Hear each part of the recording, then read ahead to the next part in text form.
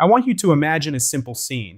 You are well, but you feel that something is not quite right in your body. Blood pressure rises, fatigue comes earlier, that weight in your chest that you pretend not to notice. Today I will get straight to the point. There is a practical way to help your arteries work better, starting by understanding the cause of the problem and ending with a simple preparation that I personally use in my daily life. First of all, my content is educational. It does not replace medical consultation.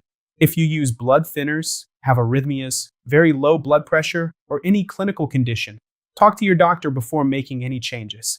When we talk about artery blockages, the conversation usually stops at cholesterol and blood pressure.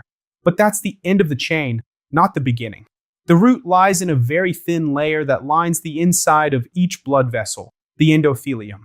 It is a row of cells that controls dilation, flow, inflammation, and clotting. When this tissue suffers repeated microlesions, a domino effect begins. First, it inflames.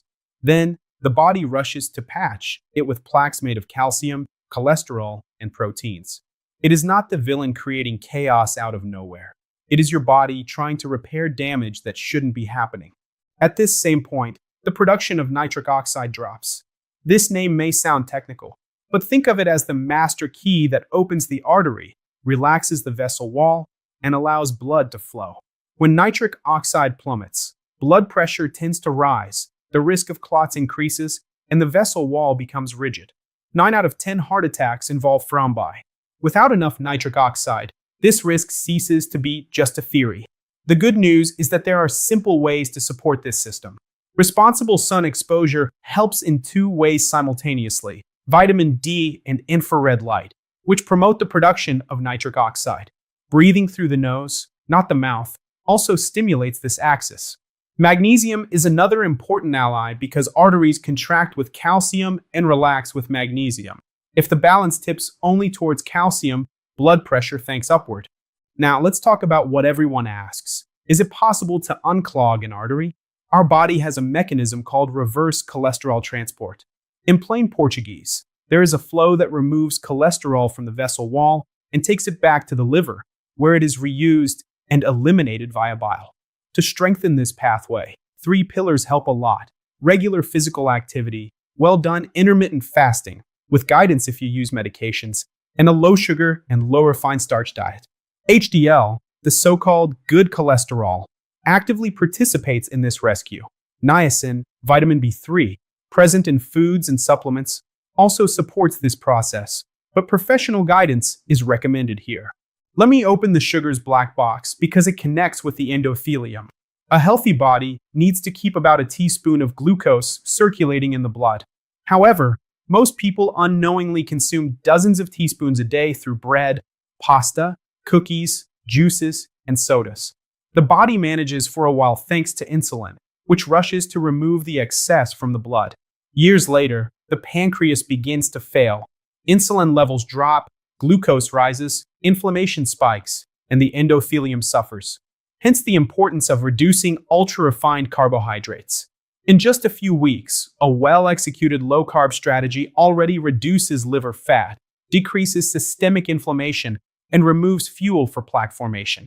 Another point that few people mention: bile. Those who have had their gallbladder removed may have more difficulty managing cholesterol.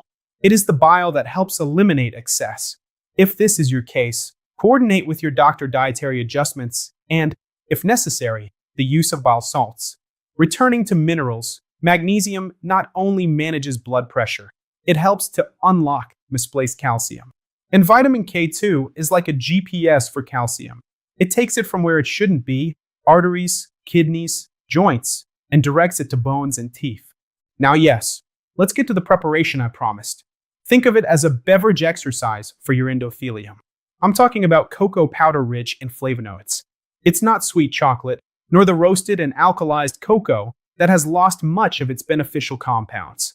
It's pure cocoa, preferably organic, with a high flavanol content. These polyphenols activate the enzyme that produces nitric oxide.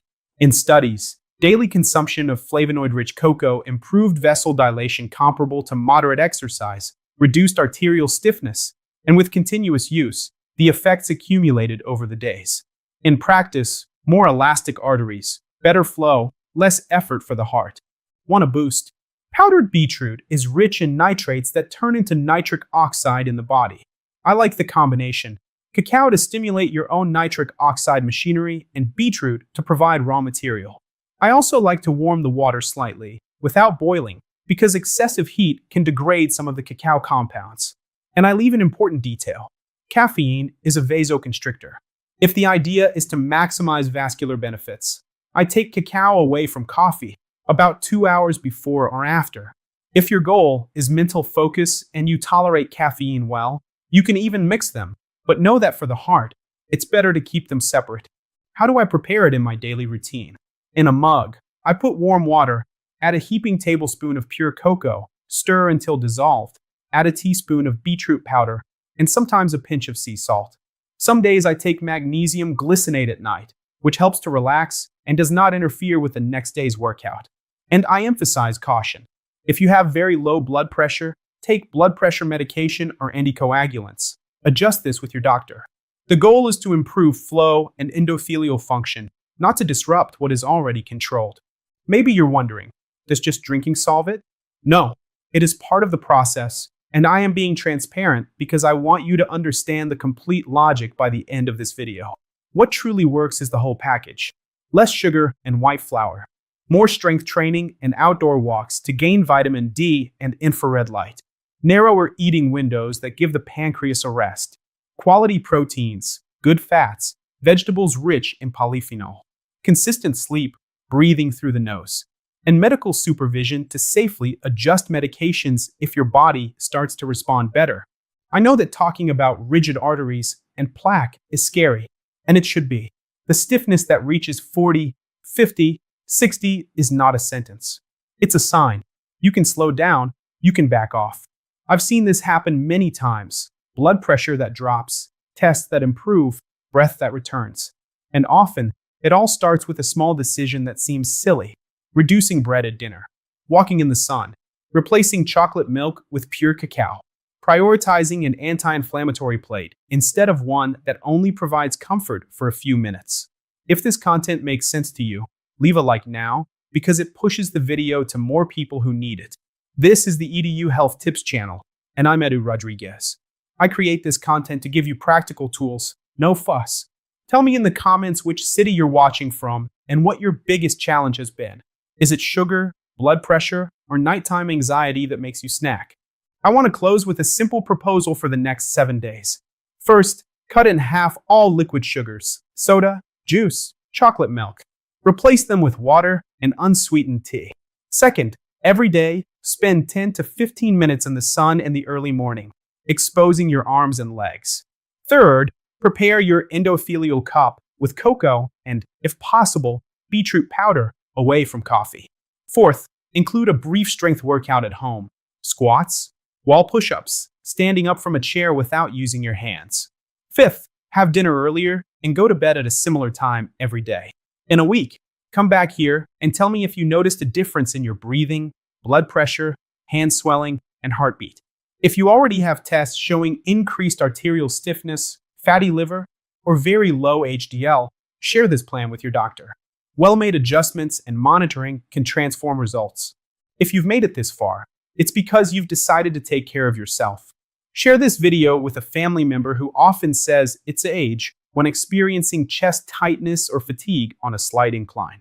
Age weighs more when we ignore the signs. When we take care, it turns into an experience in our favor. I'm Edu Rodriguez, and this is EDU Health Tips. Subscribe so you don't miss upcoming content and activate the notification bell. In the video appearing here on the side, I show the complete meal that best helps your endothelium recover. Go now, because combining what you drink with what you put on your plate is the step that completes this cycle. See you there.